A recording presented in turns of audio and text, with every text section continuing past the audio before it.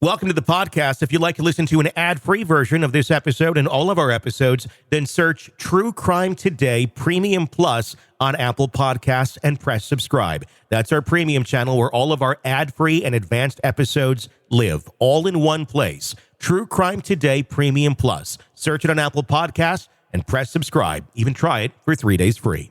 You're about to take a deep dive into one of the biggest true crime cases in the universe. Or, at least, on our part of the planet. From the Hidden Killers podcast and True Crime Today. Welcome back, everyone. We're diving into a case that I know a lot of you have been requesting, the Murdaugh family murders. And we're going deep beyond those crazy headlines. Yeah, this wasn't just another news story. This one had it all.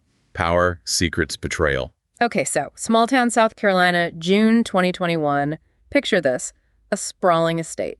The kind of place that just screams dynasty, you know? Exactly. And that's where we find Maggie and Paul Murdaugh, wife and son of this big-time attorney, Alex Murdaugh, shot dead.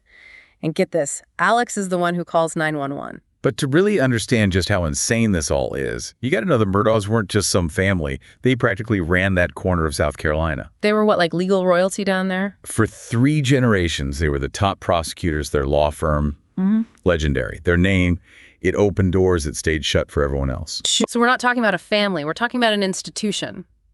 And then this double homicide hits right on their land. It's like something out of a true crime novel. Only this time, it was real life. And then it gets crazier, right? Because the husband, Alex, the one who made that 911 call, he ends up convicted of the murders. And the prosecution built this whole case, painted him as this desperate man drowning in debt, trying to cover his tracks. So he killed his wife and son to distract from his financial problem. That was their theory. But hold on, because I'm already thinking back to everything else that came out. Like, didn't this whole thing start with Alex claiming he'd been shot in a roadside ambush? Oh, yeah. About 9 months before the murders, that happened. Claims some random guy just shot him. And that turned out to be, what, a lie? A big one. He made it up. Why? To get life insurance money, or at least that's what he said. He even roped in some guy named Curtis Smith to help him stage it. Wait, he tried to fake his own death with this Curtis character. And this is before his wife and son are actually killed. I mean, talk about a twist. It makes you question everything, right? Was it a cry for help? Or a test run for something darker? It's like, how do you even process that? And here's the thing. To really unravel this whole thing, we need to go back even further, to 2019. There was this boating accident. This is where it all starts? This is where the threads start to come together. Yeah. Yeah, February 2019. We're talking late one night. Paul Murdaugh, the son, he's allegedly driving this boat. And it was speeding right. Oh, yeah. And, well, it crashes. This wasn't just a little accident either. A young woman, Mallory Beach, she was friends with Paul. She's thrown from the boat. It took a week to find her body. Tragic. Just awful. And that's when those whispers about the Murdaugh family, their power, they got a lot louder. People started to connect the dots. Because there were these questions. Right? Yeah. Was Paul even driving the boat? Some witnesses said yes, some said no. And with the Murdaugh name attached, people were suspicious. Exactly. And it all comes to a head because the Beach family, they filed a wrongful death lawsuit. And that's when things really blew up. It became huge. Suddenly, everyone's accusing the Murdaughs of getting preferential treatment, saying the police didn't do their job properly because of who they were dealing with. So it became about more than just the accident itself. It was about power and influence. Exactly. It was in the newspapers, all over social media. This family, they'd always been untouchable, and now everyone's questioning everything about them. And that's where those dog kennels where Maggie and Paul were found, that's where it all gets even more unsettling. You think this was revenge for the boat crash? No, you can't ignore the timing, can you? And then there's the fact that there were reports of threats against Paul after the accident. Threats? Seriously? Yeah. From what I understand, investigators were told that, let's just say, not everyone was sad about what happened to Paul. Tensions were high. Wow. And think about it, those kennels, they were kind of isolated from the main house. Someone could have easily waited for him there. If they wanted to silence him, make a statement. It's chilling. But we have to consider all the angles, right? What if this was just random? A robbery or... It's possible, but unlikely. There wasn't any forced entry, no signs of a struggle. And as far as we know, nothing was stolen. Exactly. And let's be real, double homicides. They're usually personal. random violence, especially in a place like that, it's not unheard of, but It doesn't quite fit. it doesn't. So we've got the revenge angle, but what about everything else? Alex Murdaugh's drug problem, the shady financial stuff. You're thinking those could be connected Well, there were those rumors, weren't there? Okay. About the Murdaughs, their connections. to the drug trade. Yeah. I mean, they had power, money. Maybe they got in over their heads. It's possible. It wouldn't be the first time a powerful family got mixed up with the wrong people. So maybe a drug deal gone wrong, or Alex owed someone money. And they went after his family. Again, we're speculating here. Right.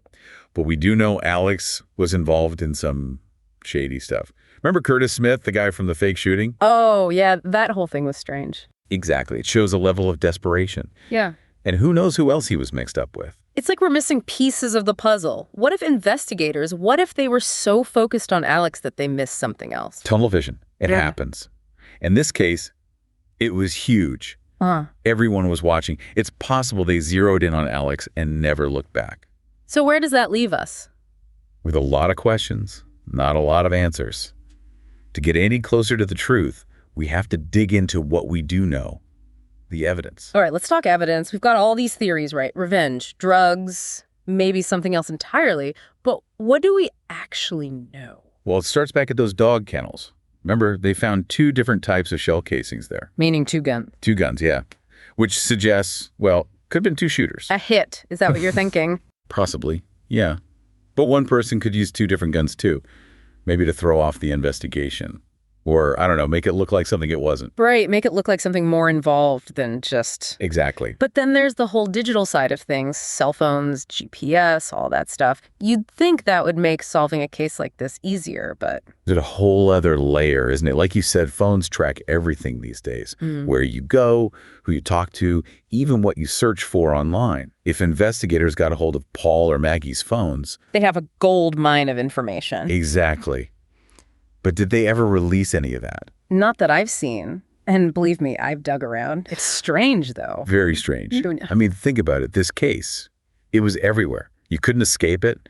You'd think they'd want to use every bit of evidence they had to, reassure people. To prove they got the right guy. Exactly. So why hold back? Unless there's something in that data that tells a different story. Something that points away from Alex. Makes you think. It does. And here we are all these years later, still trying to piece it all together. It's like, where do you even go from here? That's the thing about these kinds of cases, right? The ones that grab you, the ones you can't let go of. Sometimes the answers are never easy. Sometimes the truth, it stays hidden. The Murdaugh murders, they had it all. A powerful family, a shocking crime, and more twists and turns than you could count. And yet, even with the guilty verdict, even with Alex Murdaugh behind bars, there are still so many unanswered questions.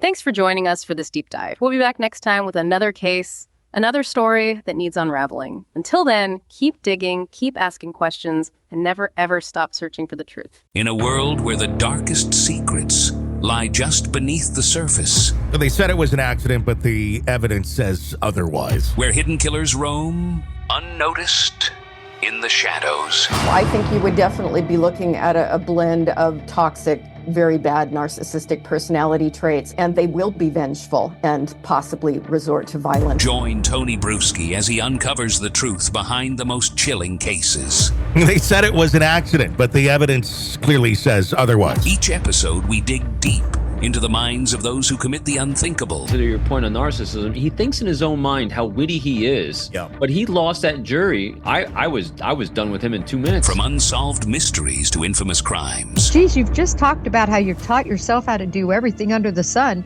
I bet you did a YouTube video, how to best kill somebody with a knife. Hidden Killers with Tony Bruschi takes you where few dare to go. How does someone with such a dark secret go unnoticed for so long? With multiple new episodes every single day. We're not just telling stories, we're seeking justice. Listen now on Apple Podcasts or wherever you get your podcasts. Just search for Hidden Killers with Tony Bruschi.